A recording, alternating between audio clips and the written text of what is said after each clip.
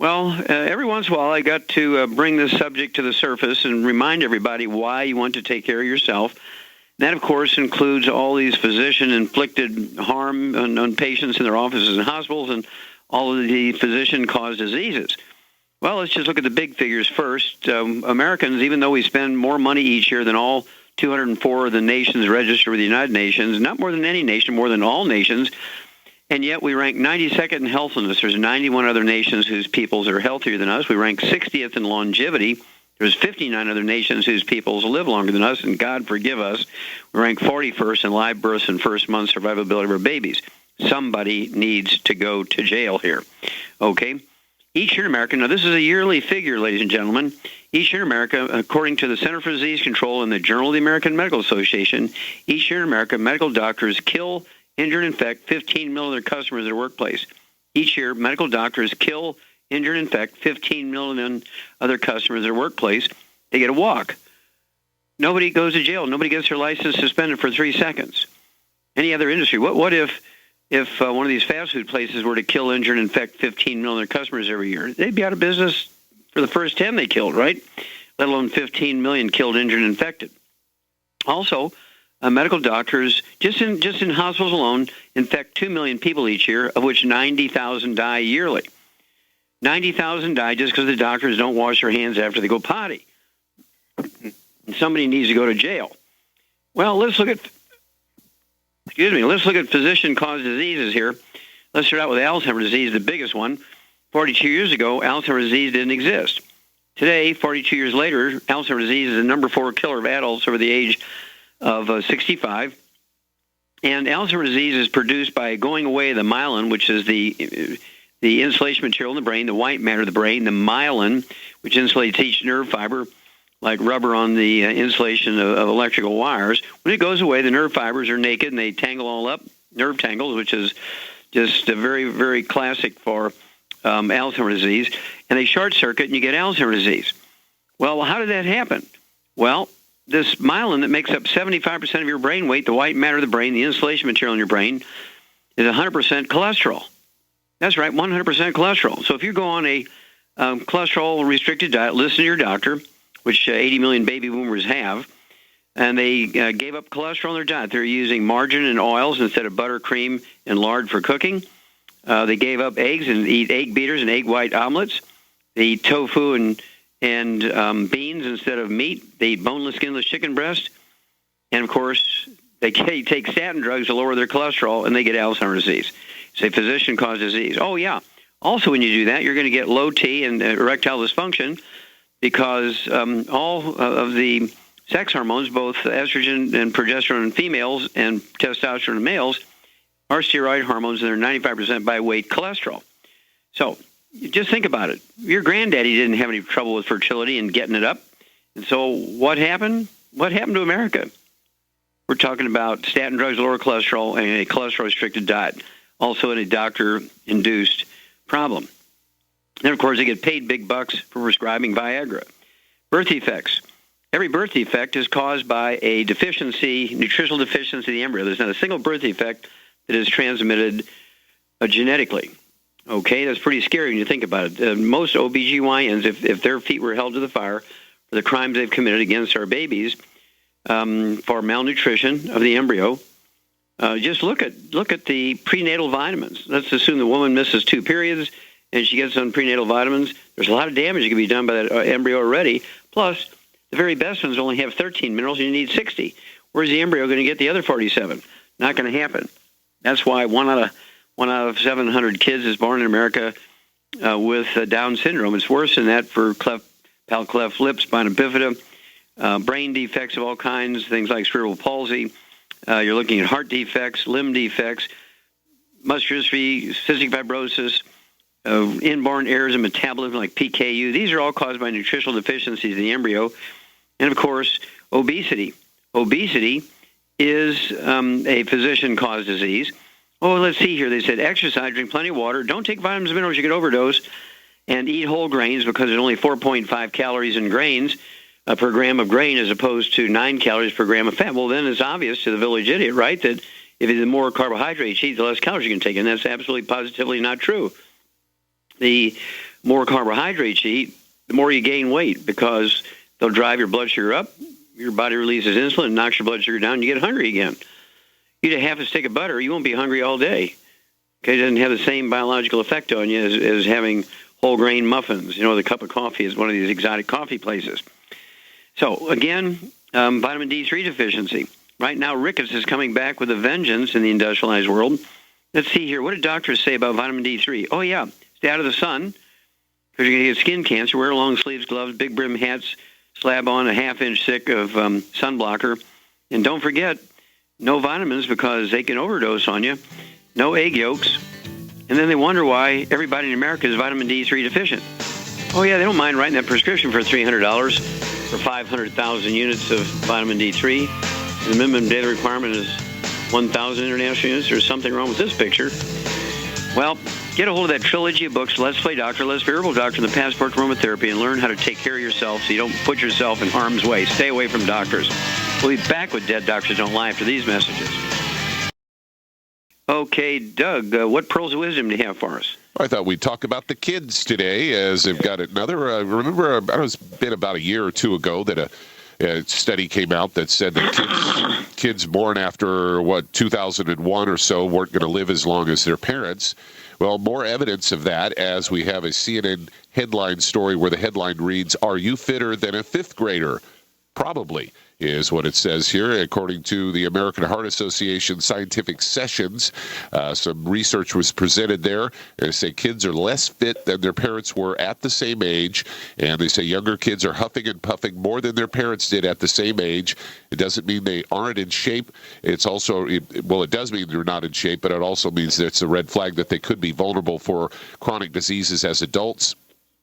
Researchers from the University of South Australia School of Health Sciences analyzed and compared 50 studies on children's running fitness between the years 1964 and 2010. And this included 25 million plus kids between the ages of 9 and 17 in 28 different countries. And they recorded the running times over a specific time frame, typically about 5 to 15 minutes, or over a certain distance, half a mile to 2 miles. And he said over the next 46 years, cardiovascular endurance measured by the times it took for the various distances, the kids declined significantly.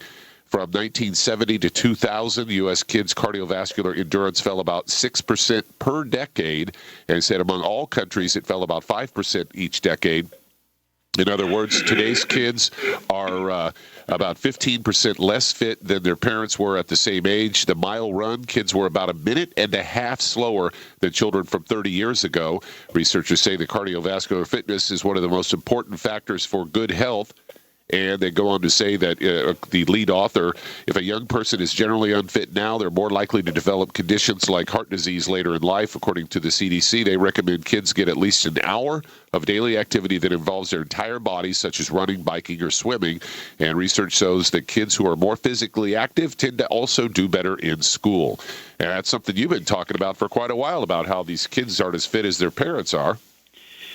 Absolutely right, and that's of grave concern, and that's one of the reasons why I'm dedicated to doing 300 free lectures a year, Doug, because we have to change things. The medical system's not going to change this prediction that our kids are going to die before us. I mean, we're not talking about them dying at 5 years younger than you, 10 years after you die. We're talking about parents standing at gravesite burying their children. What a horrible prospect.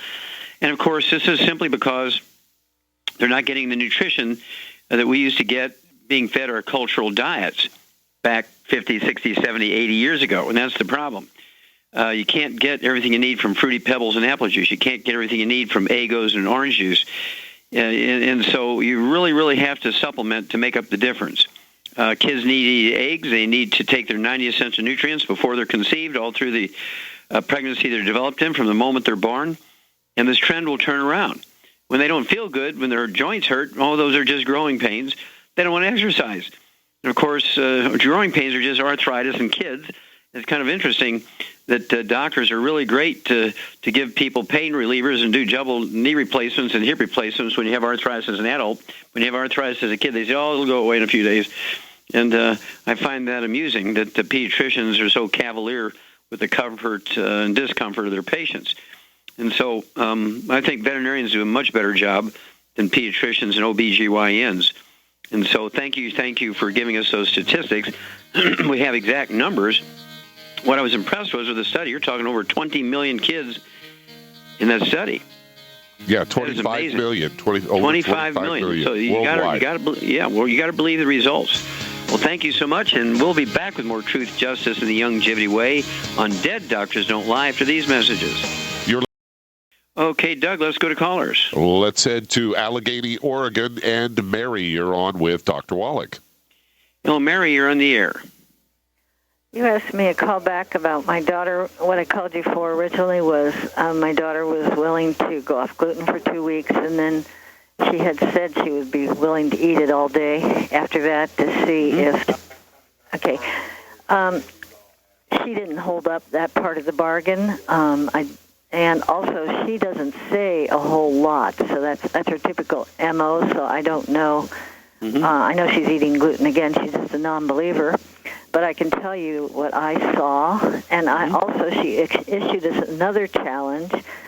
And so I thought, if it's true, is it true that Dr. Daniel Hart in Eugene, Oregon is somebody you've been working with for years? That is correct. He's an naturopathic physician in Eugene, Oregon, and he was actually one of my teachers.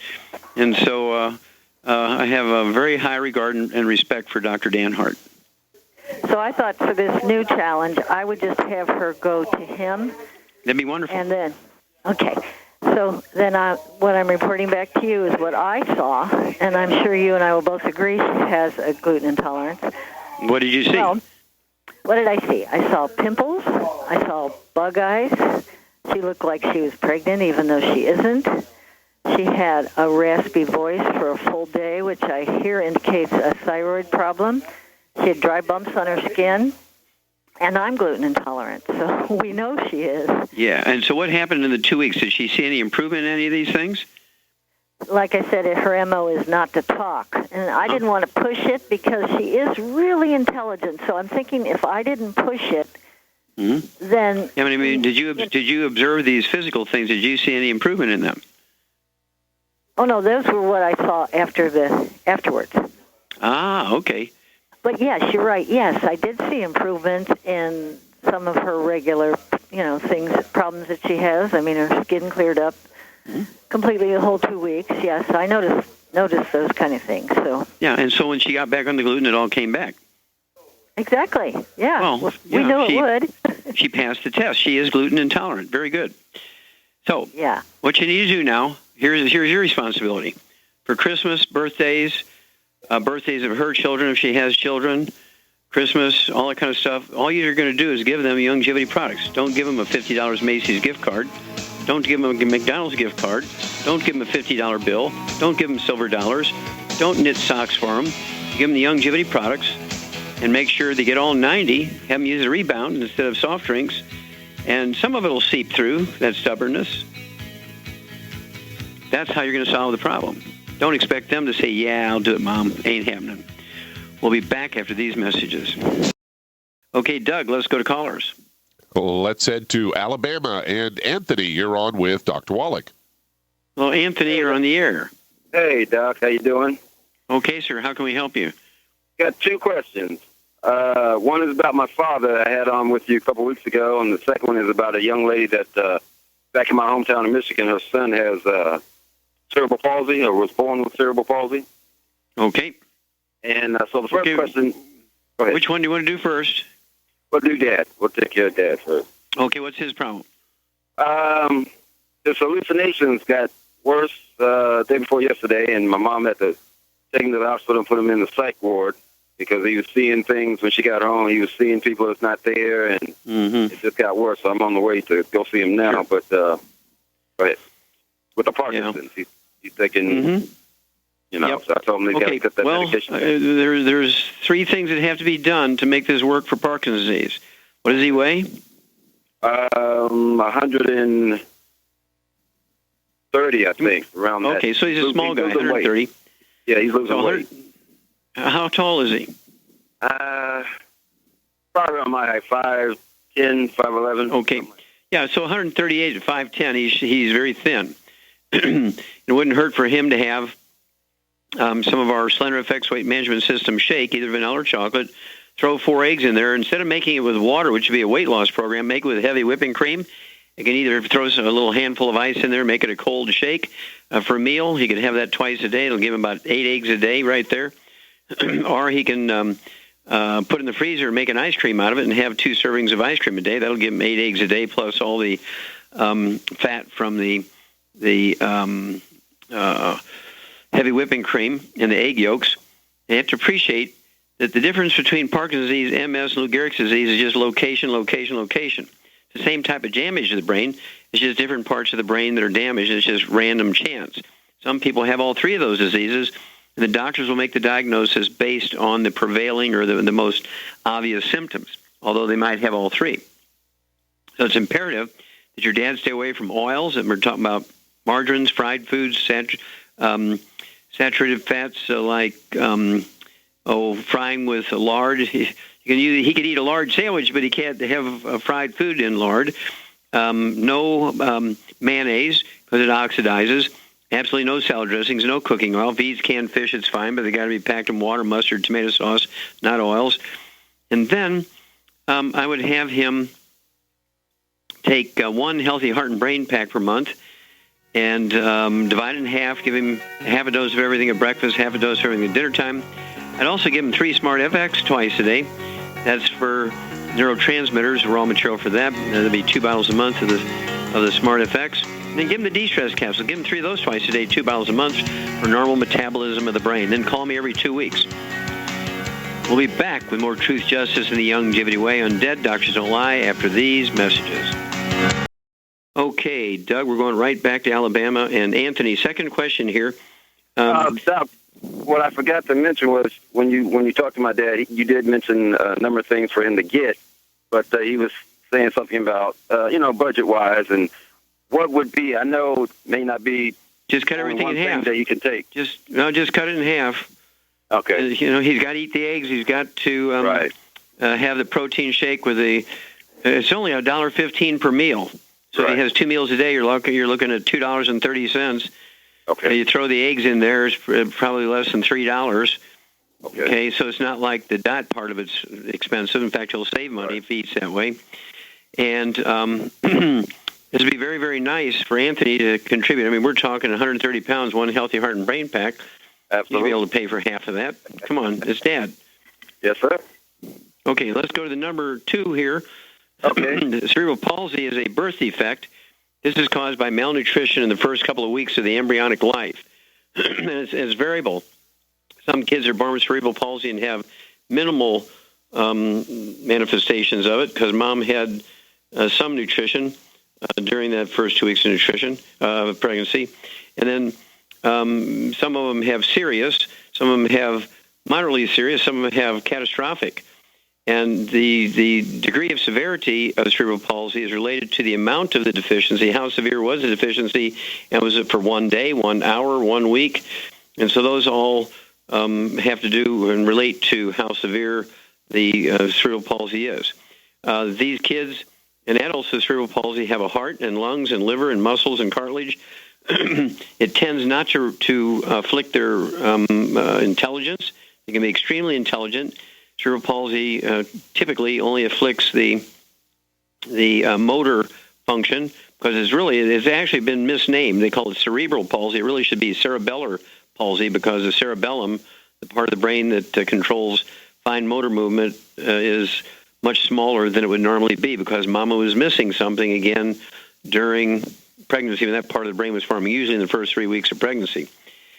And so these things are not genetically transmitted, but they are not reversible after the baby's, past that 30-day mark in pregnancy. So this is why I keep telling people, make sure that all your kids and grandkids and nieces and nephews are getting their 90 essential nutrients before they're conceived, all through the pregnancy that they're developed in from the moment they're born. And then when they're old enough to have their own family, these types of catastrophic birth defects will not happen. Okay, but we have to be proactive way in the beginning, and here's where I shake my fist. I used to say I'm going to shake my finger. I'm shaking my fist at them now, the OBGYNs. I'm so angry with them for letting these things happen to American kids when it's totally 100% unnecessary, okay? So what we can do is get this young child, this son, to live to be 100. And they can use computers, and they can build a longevity business. Even if they're severely afflicted physically, if they can work a computer with their little finger or voice activated, they'll be able to run a longevity business and positively impact the world, prevent others from getting cerebral palsy, and they can subsidize their own care, maybe even donate a little money back to Grandpa, help Grandpa with his stuff. Okay? All right, Doug, let's go to callers. Let's head to St. George, Utah. And Irvin, you're on with Dr. Wallach. Hello, Irvin, you're on the air. Hello, Dr. Wallach. It's a pleasure to speak with you. Well, thank you, sir. How can I help you today? Well, I just found out that my great-grandson has that elephant's disease, and I want to know what we could recommend. Yeah, you're talking about the elephant man disease? Yeah. Yeah. Has neurofibromatosis. Does that sound right? That sounds, yes, it does. Okay. Yeah, basically, you got to get this kid on a gluten-free diet. All his brothers and sisters got to get on a gluten-free diet.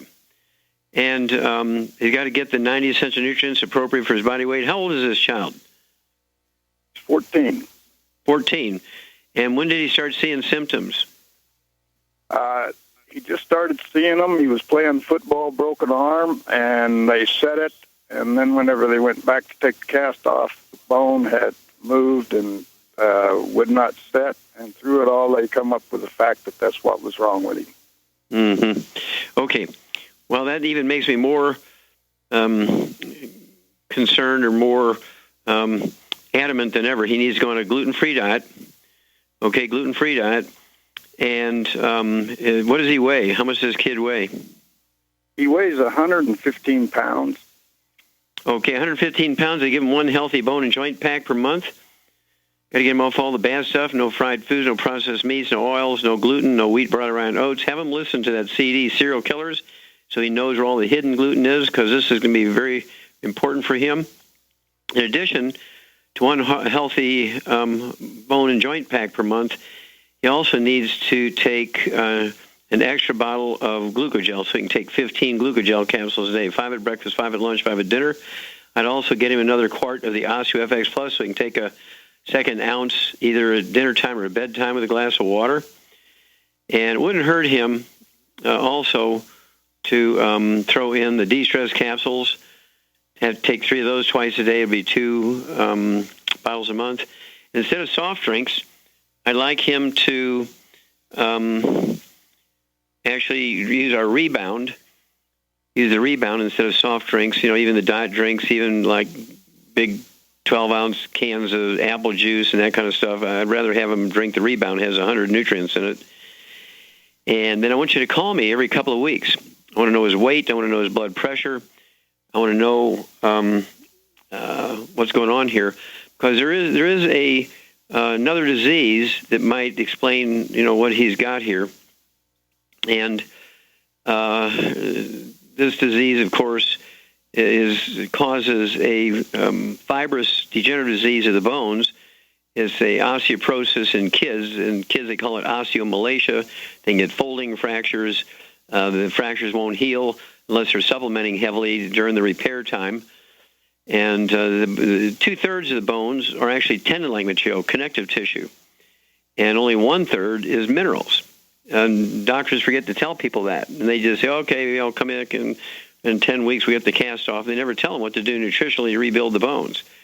And so, does this child also have asthma? Does he have asthma or skin problems? No, he doesn't. Okay, no acne, no dry skin. He's just clear-faced, and he doesn't have any of that. Okay, good. All right. Well, call me every 2 weeks. Give me the data I asked for. Unless we can't walk this kid through this, we'll be back after these messages.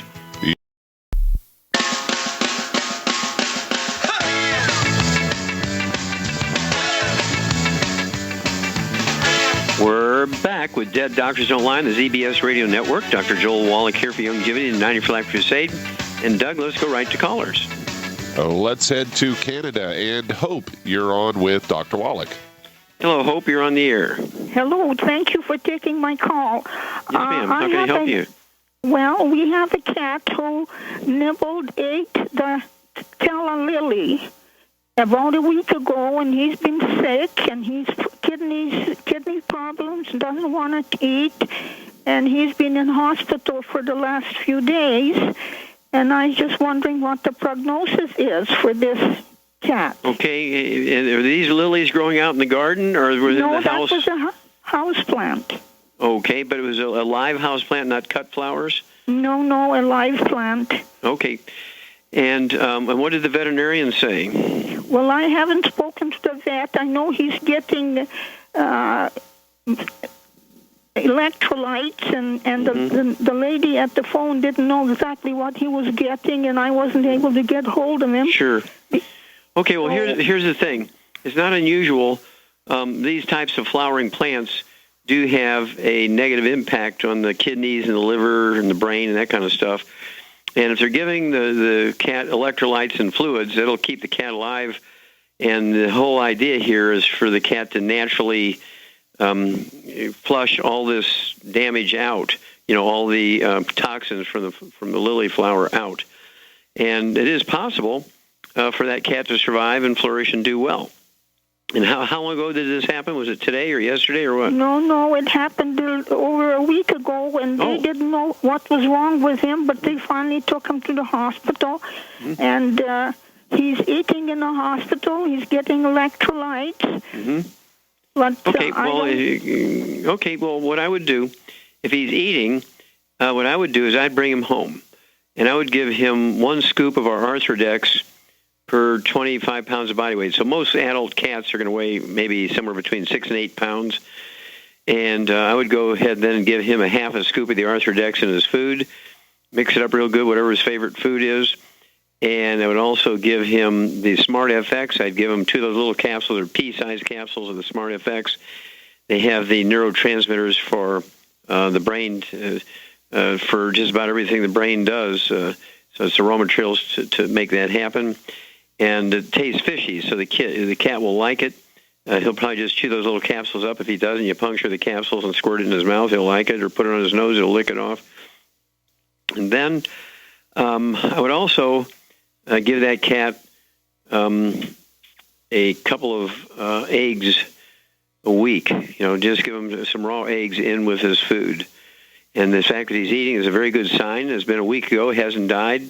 And he may, ask the veterinarian, is he improving? It's time to bring him home rather than paying, $100 a night in the veterinary hospital. You can bring him home, get the bottles of the electrolytes, and you can do the electrolyte under the skin yourself with a syringe and so forth. They'll teach you how to do that. And then call me after you get the cat at home, and we'll see if we can't improve things even more. But the fact that the cat didn't die, that's a very good sign. The fact that the cat's eating, that's a very, very good sign. And so you have every hope that the cat's going to do well. Okay?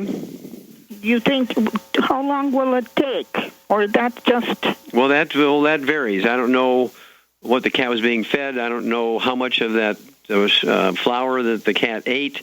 And so what I would want to do is get whatever the veterinarian wrote down in the records. If you could get the copy of those records and read them to me, I could give you a better idea how long it would take, or if he's going to get completely recovered. You do have to have information before you can make pontifications like that. And I don't have enough information to make those kind of calls. So I need more information to be able to answer that question directly. Okay?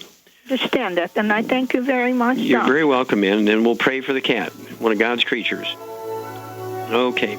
Well, thank you, everybody. Really appreciate the great calls and testimonies. Thank you so much, Doug and Billy. Superlative job as usual. God bless each and every one of you. God bless our troops. God bless our Navy SEALs, and God bless America.